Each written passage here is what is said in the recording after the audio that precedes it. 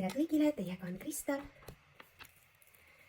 Siin on teisipäev, 23. detsember ja siin on tänase 3 kaarti. Valige mitu kaarti ja tunnete, et võiks kõige paremini resoneerub tänase päeva energiaga või küsige oma küsimused või soovite oma soovi ja kuulake ära, mis kaardid on teile öeldavad. Ja tänase päeva esimene kaart on mõõkade 4. Mõõkade 4 on paigalseisukaart, see on selline nagu talvune kaart, kus tegelikult mitte midagi ei toimu. Teil tuleb lihtsalt olla ja oodata. Ja kasutage seda aega enda jaoks ära, mediteerige, tegelege asjadega, milleks on teil olemas ressursid, aga millega te pole ammu tegelenud. Fantastiline kaart number 2 tänaseks päevaks on mõõkade äss. Mõõkade äss, see on meil siiski see informatsiooni ja selguse kaart, tähendab seda, et te saate kuskilt mingit informatsiooni või mingi pakkumise või tuleb teile hakata mingit informatsiooni kas otsima või läbi töötama.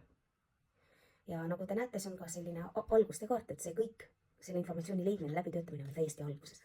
Kaart number 3 on tänaseks päevaks surm. Surm ütleb, et üks tsükkel, mis oli piinav ja raske, see on nüüd läbi ja on algamas midagi uut, hoopis valgusesse üleminek. See on ülemineku ja transformatsiooni kaart. Midagi läheb paremaks, midagi on läbi. Samamoodi see kaart tegelikult näitab ka seda, et võib-olla teatud midagi üldse oma elust selja taha või lõpetate ära midagi, mis teile ei ole meeldinud.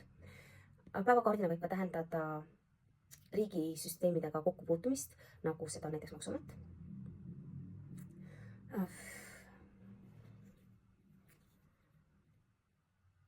Või lähete käite näiteks hoopis surnuaial, teete lähedaste hauad korda. Sellised kaardid tänasesse päeva ja homsete kaartidega näeme juba homme.